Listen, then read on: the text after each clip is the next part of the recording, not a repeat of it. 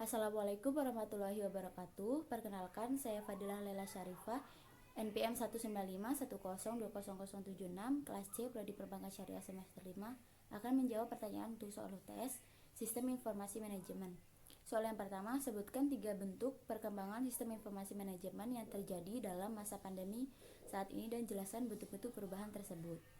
Yang pertama itu ada supply chain management. Jenis sistem ini menerapkan sistem secara detail yang berhubungan dengan penyediaan bahan baku. Dengan begitu perusahaan akan lebih mudah untuk memantau atau mengontrol. Pada saat pandemi seperti ini justru akan lebih berkembang, sehingga hal yang biasanya dilakukan secara manual sekarang bisa dicek menggunakan teknologi, dan hal itu juga dapat mengurangi kontak yang akan menimbulkan penyebaran virus corona. Yang kedua, enterprise resource planning. Dengan menggunakan sistem ini, perusahaan dapat senantiasa melakukan kontrol mengelola seluruh unit yang berada di lingkup perusahaan tersebut. Dengan begitu, pengawasan yang dilakukan perusahaan menjadi lebih maksimal dan lebih efisien. Yang ketiga, knowledge work system, yaitu seluruh karyawan atau pekerja dapat mengakses informasi tersebut dan membantu bidang pekerjaan yang sedang dilakukan. Kinerja perusahaan dapat berjalan lebih efektif dan efisien. Karyawan tidak perlu repot mencari informasi yang dibutuhkan untuk menyelesaikan tanggung jawab yang dimiliki, sehingga karyawan tidak perlu melakukan pertemuan di saat kondisi pandemi seperti sekarang. Untuk jawaban soal nomor 2, soalnya sebutkan 3 bentuk keamanan dalam sistem informasi manajemen yang diterapkan dalam organisasi dan jelaskan sistem keamanan tersebut. Yang pertama itu ada kerahasiaan atau confidentiality.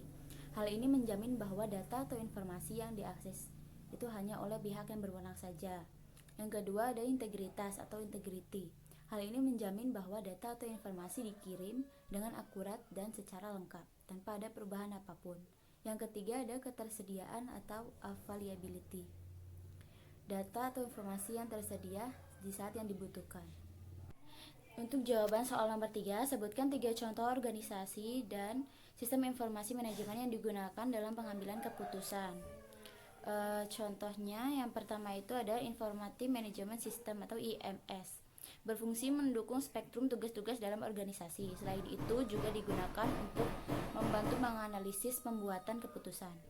Yang kedua, Decision Support System atau DSS. Sistem ini membantu manajemen dalam pengambilan keputusan dengan cara mengamati lingkungan dalam perusahaan. Contohnya itu link elektronik. Yang terakhir yaitu Expert System atau ES dan Artificial Intelligence.